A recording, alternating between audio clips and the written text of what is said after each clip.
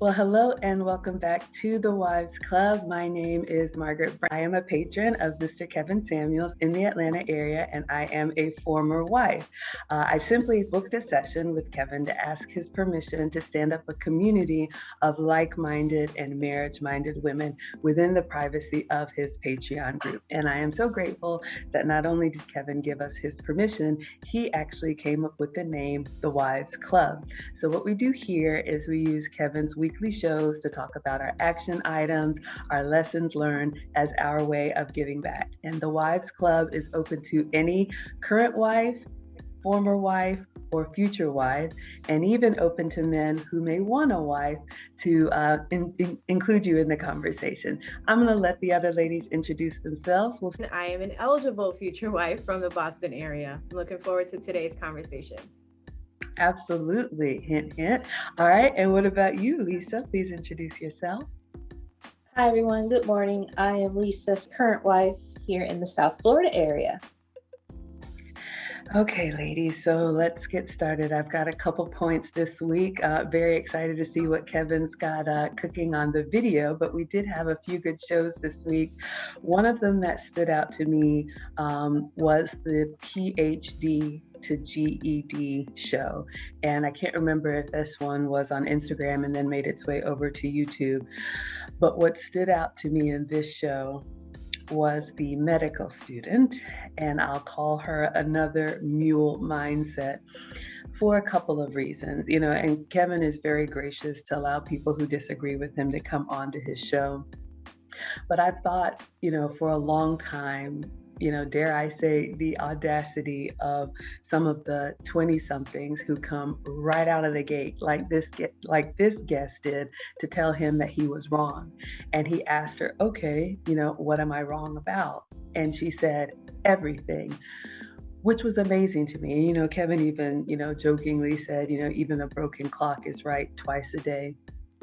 But the point of the show, he talked about, do successful women who claim to want a man on our level, really want that? Because in his experience and in other men's experience that he's interacted with, oftentimes when women are in the presence of a man who can stand on his square and challenge you and is not intimidated by any of your credentials or any of your qualifications, it kind of, makes you take a step back. And unfortunately, women in that bracket who say they want that kind of man, if they can't handle that kind of man, because that type of high value man is going to require that you get in line on his program, and he's not going to let you, overtalk him, and he's not going to let you make little digs. These women often end up choosing what Kevin called, the GED kind of man, which is basically somebody that they can control, and I've shared with you all, I did get caught up in a little bit of that, in my younger years. I remember, thinking, I'm going to change the world, and, here I am, I'm smart, I'm educated, I'm this, I'm that, and, it's my way or the highway. And it ended up, in a failed marriage. And I've learned so much from that. And now I'm in, a great long-term relationship with a high value man who is very different and made it clear from the beginning.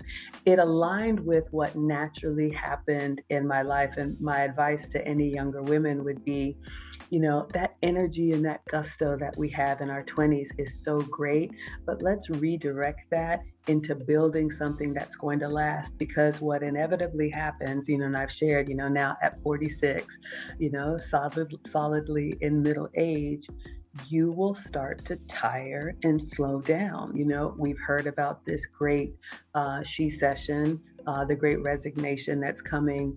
I think women are starting to realize, it sounded like a good idea, but I don't want to keep this up until I'm 65.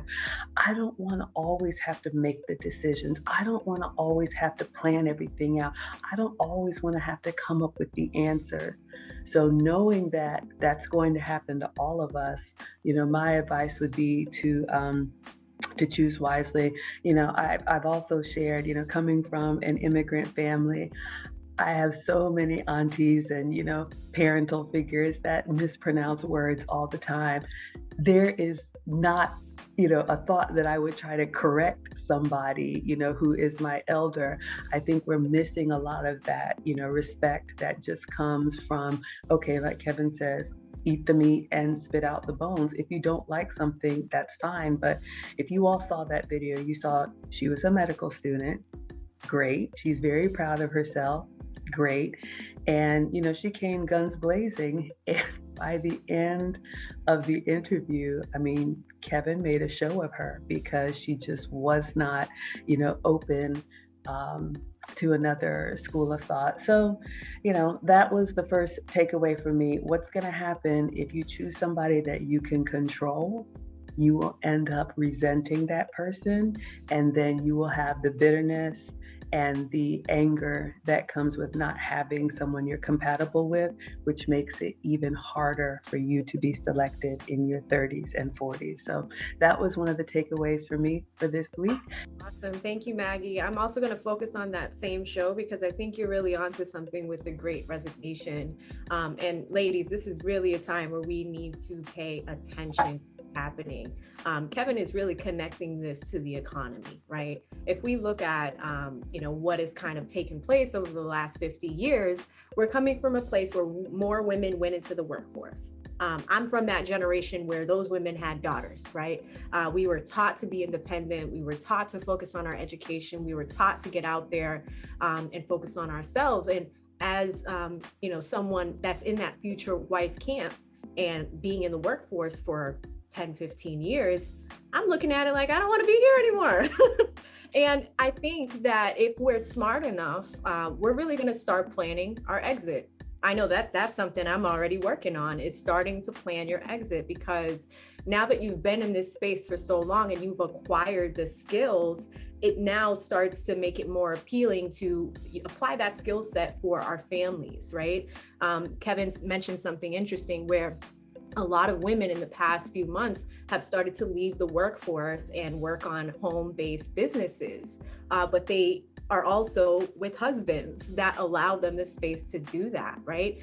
Because think about it, if you're a mother in your home and you're a wife and your home, you're able to focus on your family a bit more, because if you are your own boss, or if your husband is your boss, you get to look at those hours a little bit differently because you report to him or you report to yourself.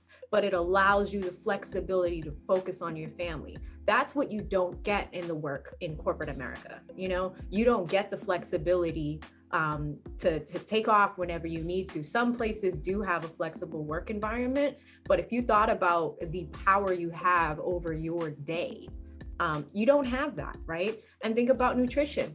We are thinking about being fit, feminine and friendly.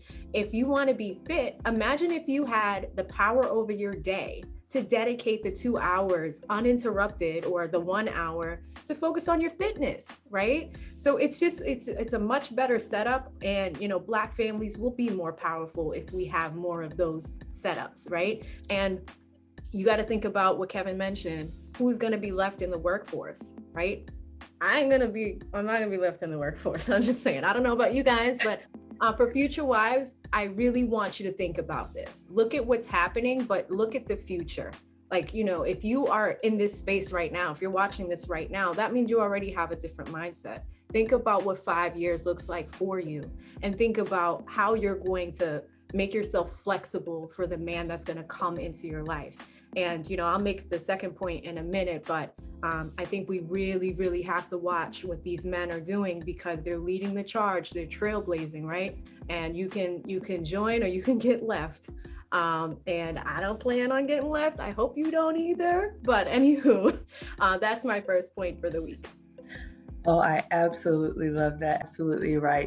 All of us have work experience, and yes, work experience is important. But if we're honest with ourselves, after about the first decade in corporate America, it kind of becomes rinse and repeat. Isn't it better to take what you've learned and apply that to your own family? But I'll toss it over to Lisa. What did you have this week? Well, I missed out on the MULE one, or the young lady you're talking about. I hope to watch that, but I did want to ask you real quick, Maggie. Absolutely. Did she have a father figure in her life, or did she talk about any males? Believe it or not, she did. That's one of the common questions that Kevin asked her because, our upbringing says so much. And the way she came at him with this argument about, him being wrong about everything, it just wasn't logical. And honestly, like I said, he made an example of her by asking her over and over again, give me examples. And she struggled to come up with concrete examples. So we asked her, were you raised by your mother and father? And she said, yes. She said her father was very educated, which, we know you can be educated, and like Kevin said, you can be educated and dumb, his quote. But she said her father was a very smart man, and he asked her, would your father make this same type of argument? And the way I took it is basically to stand on your square. I'll give you an example, Lisa, and those of you who have watched it. So she's a medical student, and Kevin said, let's say, I believe he used the drug example. There was a pain drug that had been used and prescribed for, decades. And then the research came out that this drug, even though it was effective, was highly addictive. And so the medical community was now moving from drug A to drug B to manage pain. And he asked her, as a medical student, if you got this information, would you still continue to prescribe drug A, or would you change to drug B? And her answer was, or something, I would do both. So she was incredibly stubborn. She would not move from her original point, even though he continued to refute what she was saying. So to answer your question, Lisa, yes, she said she had a father, and she also said her father would still frame this argument in the same way, which you could tell by watching it. She was just, it was painful to watch her just come undone, but not just say, you know what, I was wrong. Right. Okay. Well, that just brought me to think about, respect for men, how you're brought up to respect people in general. When I talk to, even if I were to talk to Kevin, when he's 10 years my senior, I probably, say sir or whatever until he addressed me and say, you can just call me Kevin or whatever you wanted to. So, and the way I raised my daughter, who's about to turn 4, is, I'm from the South. Everything is yes, sir, no, sir, yes, ma'am, no, ma'am. My husband's from the Midwest, and he's like, oh, I don't know about all that. I'm like, well, we live in the South, and as long as we're living in the South, I'm going to raise my daughter to speak appropriately to adults until she's told otherwise.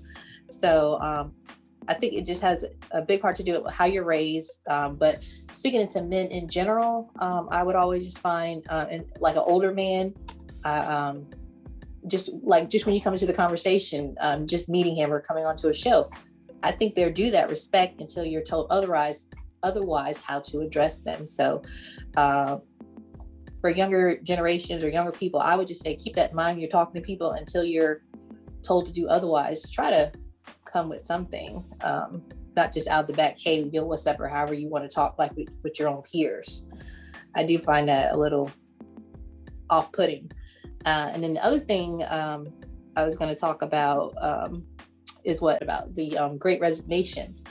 I think this is so great. As y'all know, I'm a housewife, but I was made to be a housewife because I became disabled and I couldn't work in the workforce after working in IT field for over 10 years.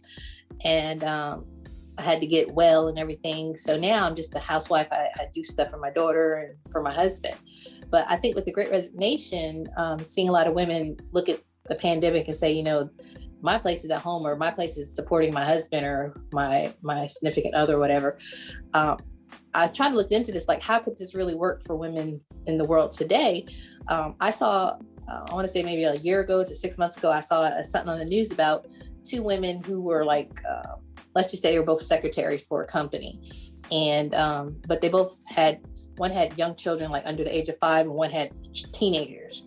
So they both wanted to be a secretary, and they were both, as a secretary, working for this company that was downsizing. They both made a pretty good amount of money, but they didn't have the time they needed. So instead of them both they talked to the company, and somehow the whole gist of the whole clip on the news was they both were the secretary. One was the secretary for 4 hours in the morning, one was the secretary 4 hours in the evening, and they split that salary. And it was a good salary, so maybe it was $70,000. They split that, so that was 35, or they worked it out with the company. So they both got the salary. They both worked 4 hours. So the one that had children in daycare in the morning, she worked the morning shift, and then the one that had children, or whatever, however it worked out for them. But they both were able to work and then go home and do what they need to do for their families. And just talking with their companies and stuff, I mean, there's different ways to do it. And for someone like myself, I'm disabled. I really can't work at all. But I like to do stuff to support my husband. He's an author. I like to help him find stuff online and do stuff when he has events or anything to do. So I try to work for my family. And my extended family, I help family members with healthcare, because I have to deal so much in my past with healthcare and insurance. Everybody comes to me about, oh, Lisa, what's the best insurance, or how to finagle that? Because I used to work in the IT field on that other side of the house. So my insurance people that I work with tell me all the time, oh, you're good at this. How do you know so much? I'm like, well, I used to work in this field, and this was kind of I worked in a lot of fields, but insurance was a big one that I worked in. So I kind of understand the ins and outs of Medicare and all that. So I help a lot of family members with that, and I help people travel. My travel stuff is my travel career has been kind of on the downward because of COVID. But all I'm saying is there's always a way with this resignation. There's different ways to look at it. Don't just think you're just stepping away from your job and you're just going to be barefoot and working around your house or doing nothing. I mean, there's always something you can do. And you might find it, like for me, you might find it more fulfilling using your things in the work world at home for your own family, your church, your organizations, your kids' work, whatever you do. And I think I used to be real depressed about not working for a few years and not having things to do and using my talents and my tools and my strengths. And after going through therapy and other stuff, I found that, I can use my talents to help family members get insurance. I can help us plan great trips and find all the discounts and help my husband build his business. And I've just really enjoyed doing that. And I thought I had a hole in my life, and I fulfilled it in many ways, and I continue to do so. So I would just look at the resignation, if you're going to do that, or that's something you're concerned about, as more something full of possibilities. It's not negativity. And, that's what I took from some of this week's shows. So thank you.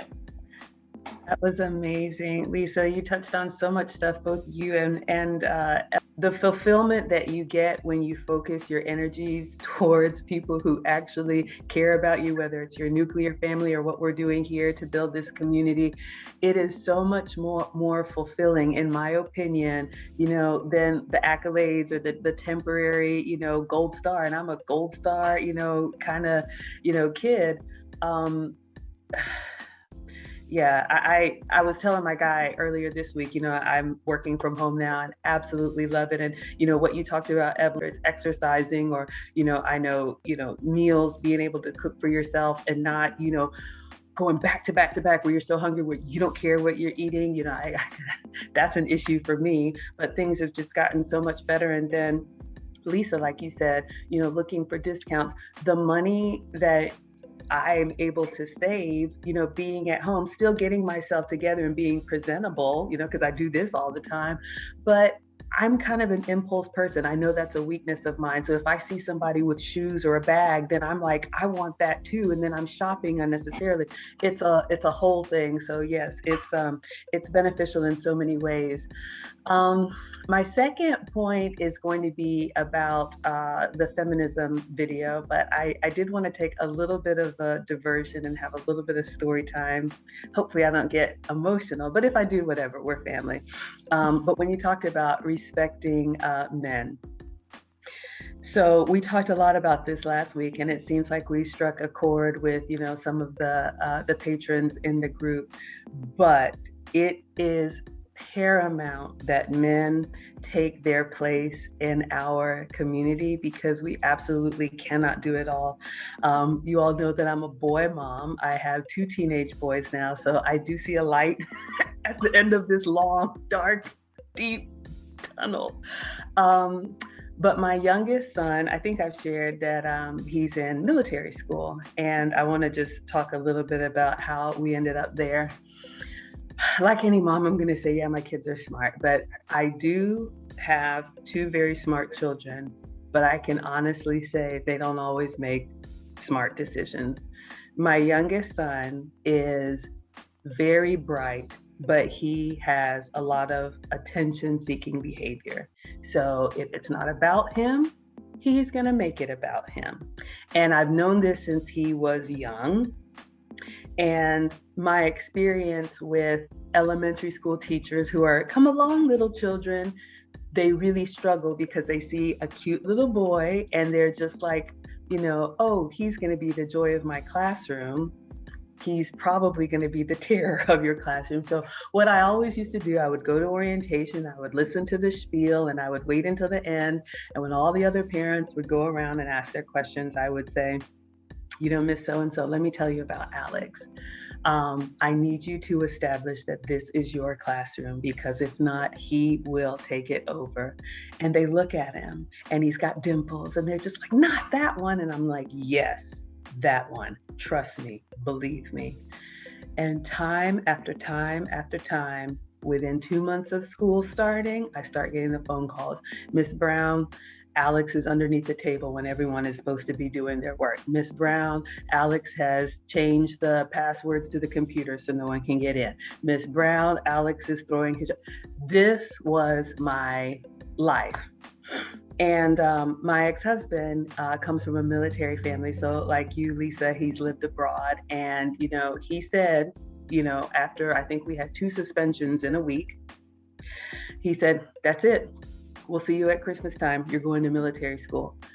And when I tell you, as a mother, my heart just broke and I was devastated because I felt like a failure. And I just felt like, especially me being the type of child that I was, I didn't get in trouble. And so I'm just like, well, you're my child, so you're going to behave like me, right? No, not at all. And I didn't want to do it. And I fought it as long as I could. But I know in our community, little Black boys and little brown boys don't get a second chance. And once the school starts talking about testing and labeling and programs and that type of thing, I had to save him from himself. And so I did some research and I found an all-boys military school in our area.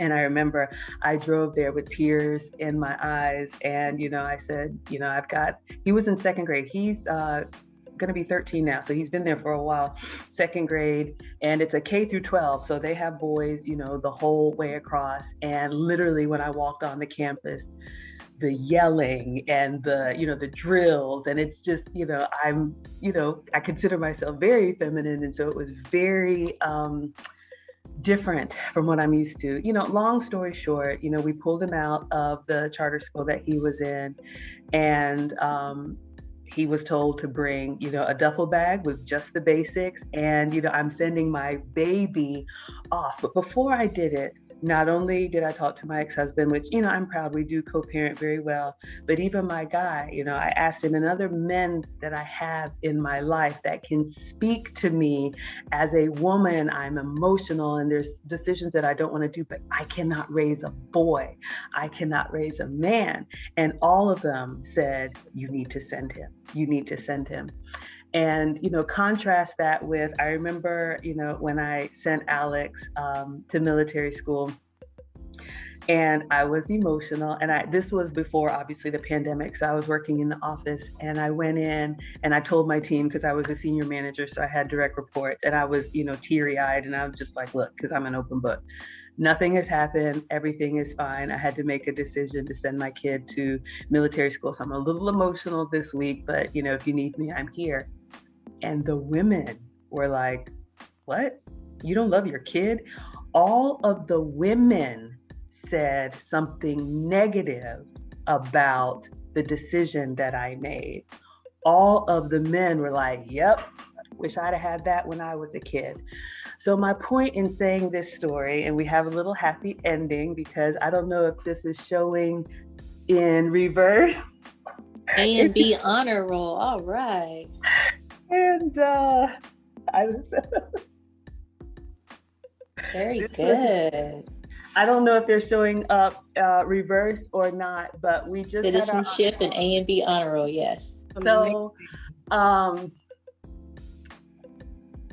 it's very hard not to see him every day, putting him in boarding school was one of the hardest decisions I had to make. But I just told myself better 8 than 18. And it's because of the men in my life that I'm so thankful that helped me make that decision to save him from himself. So men, we love you. And that's one of the values that you're going to get. God. Standing ovation. Yeah. I mean, I think that is so powerful. Men, if you're watching, I'm going to add on to that, because at the end of the day, I don't think we tell you how much you're valued. That boy's life was saved. And I think that there's real power in what men do and what women do. We're community builders, but you guys build the world. And I was going to talk about the wife experience and stuff like that, and how you guys you're basically telling women what you want. And I'm paying attention. I'm watching what different people are saying, getting different perspectives, because it's really about research, right? You guys are not hiding the ball. This is what you want, right? It's easy, just give you what you want. And then, these divides will not happen. But I'm going to add on to that story, because I think when we think about the decisions that men make, they're very calculated. They make sense. They're sensible. They understand what the outcomes will be. But the tactical thinking, we've been talking about this for the past few weeks, the tactical thinking makes sense. I'll tell you guys a story. In professional environment that I came from, there was, I think, the past 4 or 5 years, there's been a huge effort in corporations to get Black employees together, start putting in diversity efforts, giving back to the community, whatever the motive is. I remember being in an organization where I had to help build this chapter in my area, right? It was very difficult. Obviously, I've got some Portuguese in me, so I'm lighter skinned. And when I built this program, it wasn't me making a change. It was the men actually making a change. As we onboarded more men, and I started helping them bring their ideas to life, we started seeing changes. We started seeing, 10 people attend our events, but as more men onboarded and men of power, we had an event with 100 people, right? Because at the end of the day, I knew I was an organizer. I could be the face, but I knew that if I respected them and helped them out, we would achieve what we needed to achieve. So, story time. We were at an event. We hosted a huge mentoring event. It was called Speed Mentoring, right? We did it with a few other groups, like the Hispanic group, the LGBT group, the women's group, and we put our heads together because we wanted to get as many people here as possible. So I took a few Black men in our program, and I kind of sat them at different tables, and we were like, okay, people that want to learn and, kind of learn about their success and how they can grow in an organization. We're going to give you 5 minutes to talk to each of them, tell them your story, get to know them, but also give them advice. So it was speed mentoring. It was awesome. It was genius. Long story short, the event ended, it was great. It was huge success. And we were kind of mingling. And there was a Black woman that wanted to join our group, but I was the regional leader. And, I was kind of with my guys after the event, just kind of talking. And so she came up to me, very aggressive, very rude, and very demanding. She's just like, what are you guys doing for Black people in the community? I'm still in this role. How come I haven't been promoted there? How come you guys haven't had the support of leadership of this company? Just like very in my face. And I started to look at the guys around me, and they almost started to create a barrier between me and this woman. And I started to see them stand, kind of like motioning, trying to negotiate with her, trying to talk to her. And it was almost like defense, right? And I saw that, and I looked at them, and they just looked at me like, don't worry, we got you. And for the first time in a very long time, that's when I felt protected. but that's what men do, right? Even if there is something that is almost on the contrary to what you're hoping to do, because they knew what I was doing for the group. They knew that I was supporting them. They knew that I was bringing their ideas to the table. And for this person that was opposing it, they were like, I got this. You stay back here. I got this. So it was one of those things where, you know, it was a very powerful thing, but I'm still connected with all of those people today. They all support me professionally, but it is one of those men that has led me to Kevin and that has led me here. So, you know, for women that are watching, we're community builders, but we need to support our guys because they're doing so much in the community. And to Maggie's, you know, with that story, how powerful is that? How powerful is that, right? So I think that we do more together when we put our heads together. And again, you can see what the men in this space are doing. And I'm telling you, there's a big change coming. There's a lot of power in creating your own ecosystem, your own marketplace. A lot of these guys are becoming entrepreneurs. A lot of them are coming to YouTube, you know? So I think it's a huge space to watch, but women, I think what we can do is listen and let the men do their jobs, and let's just support them as much as we can. So I'll toss it over to Lisa. I'm still excited about Maggies Sons. I get that. I get the whole, you know, because I have a 3-year-old about to be 4, and she's driving me crazy. And, you know, I've had a week of 2 reports from preschool that, you know, she was not following the rules, threw a temper tantrum or telling the teacher no. And I let my husband deal with her on one of the days, and he had to deal with her yesterday. And he's making her hold a pencil up. He's like, you know, talking, and, you know, occasional pop on your ear is not, you know, getting to you. So I'm gonna do you like, but he made her stand and hold her hand out, hold a pen. He's like, you drop this, you're gonna get popped. She's like, I don't want to get popped. You better stand there and drop. He made her do it for like 5 minutes. And you know, I refer to my dad. I'm like, Dad, because I don't remember how, like, I remember being disciplined as a child, but you know, maybe when I was 7 or 8 and 5 and stuff, but not real little, because my memory doesn't go back that far. So I call my dad. I'm like, Daddy, you know, is he doing right? Is he making her stand up and hold stuff? You know, he's like, yeah. You may not remember, but yeah, he's doing what he needs to do. So I've had these occasions where, like Maggie, you don't know, you're like, oh, I want to give in and just do something else. That's that feminine side of you. But I have people like my husband and my dad and my brother and my uncles. My grandpa's not here anymore, but people like that I can refer to and say, you know, and it's good to have that, because they'll tell you right. But if I ask my mom or my sister, they're like, oh, don't do that. So I know not to go to my mom and say, you know, he's making her stand there and do military style stuff. She's not going to want to hear that. But, you know, the right person to refer to sometimes and have that balance is, you know, the men in your life. And you don't have to have a husband or a father. You can have friends, your brother, your cousins. They're great input, and we need them. And I hate that they get neglected or not asked, or women don't look to them, because we need that, especially if you're alone raising someone or you need help.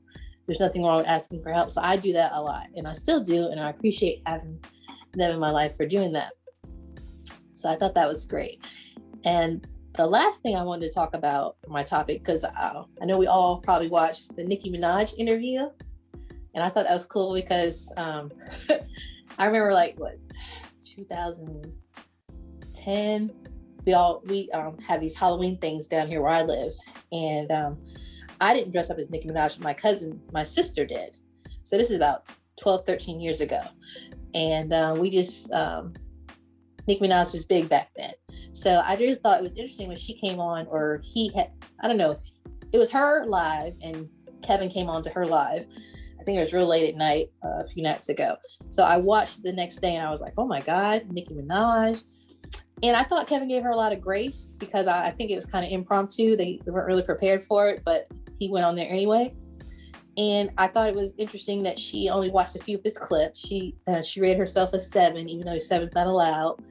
But then he gave her a 9. And I was like, okay. And I've seen a lot of people saying the 9 was a little bit too much, but he did kind of point out that her face was symmetry wise or whatever, and babies and the way the world looks at beauty, her face kind of fitted that. So I was like, okay. But she did give herself a 7.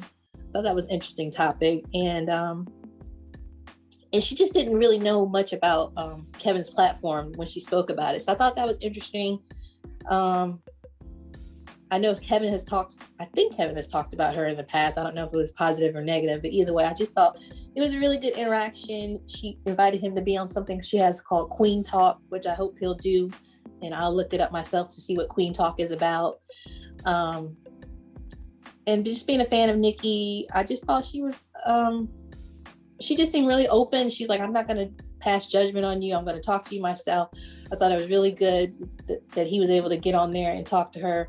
And the other thing I thought that was interesting about their conversation, I can't even think about it now, it's lost me. But I just think that, he's been telling us that he's reaching out to people. He's got people in his DMs and people that he works with that we'd be surprised to hear from that are open to what he has to say. And contrary to popular belief, it means something to them. So I just thought that was a great interaction. I hope to see more of her. I think she did mention something like she wanted to see more of her Black women. I don't know if she meant to be independent, but again, I just thought that was just more of her not really doing as much about Kevin as most of his callers do. So, but hopefully she'll educate herself a little more and maybe they'll have some more interaction. So I do look forward to that. But I just thought that was a really good Instagram live that they did. So I was really surprised to see that. So that was interesting to me this week. Yeah, absolutely. And a full circle moment, now that I've gotten it back together, I thought it was very striking how Nicki Minaj, with the platform that she has and, the following that she has, like you said, Lisa, to be open and to actually say, I've only seen the clips that have been sent my way. I don't know much about your program, so I'm not going to clown anything. Contrast that to, other callers that we've seen come in, Mule number 1 or this week's Mule number 2, who just, could not even consider a different point of view. I did get a little diverted. The last thing that I'll close out, and then, we'll just do our final thoughts. The show this week about Is Feminism Over, where they had the floor and strongly disagree to agree. And I want to choose my words carefully about what I'm going to say, because we do, love and appreciate everyone. But something very, in my opinion, dangerous is happening when we can't even agree on the difference between a woman and a man. And, people have the right to express themselves any way that they want to. And, again, so grateful that I think it was Rhonda Marie was part of that exercise to actually vocalize, no, I'm a woman. I was born a woman, and Kevin, even, chimed in on that. If I decide to be a woman, my life experience, has not changed. But my point is this, growing up, we've all, had either friends or family members or coworkers, we love our gay brothers and sisters. My experience has been, my friends that are gay have not had these type of extreme views. They come from nuclear families. They understand the role of a mom and a dad. They have siblings. They just knew that there was something about them that was different that they wanted to express. So, now that we're saying someone who was born a man can decide to become a woman and must be treated, as so in every way, I think it's very dangerous.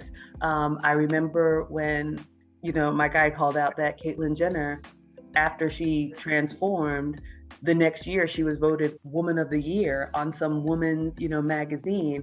And he said, why aren't women up in arms about this? When you've lived your whole life, as a woman, someone can just say, no, I'm a woman. Likewise, if I decided to become a man, which is never going to happen, I have to understand that I don't have, the physiology of a man. I never will. So I'll never be able to, truly identify. I think expression is one thing, but, including them in women's sports, and they're just naturally stronger and bigger and different. So I'm worried about that, but that was my takeaway from the definition of feminism is definitely changing right before our eyes.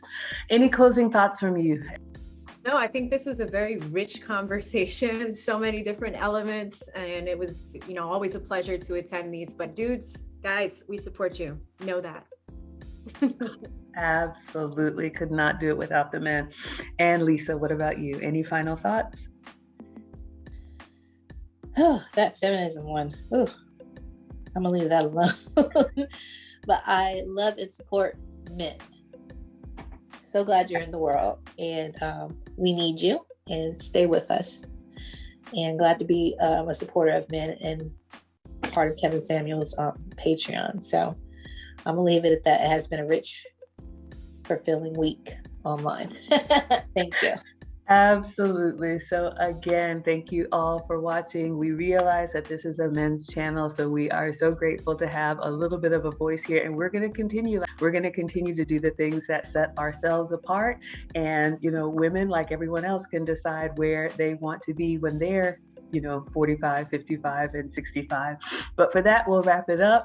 If you would like to join the conversation, please reach out. We do have a calendar. We record on Saturdays, and you can pick the Saturday that works for you. We would love to join you in the conversation. If you are married, want to be married, hint, hint, or have been married, this is your safe space within the family, or you're a man who wants a wife. So until next time, we'll see you guys on the next Wives Club. Bye for now.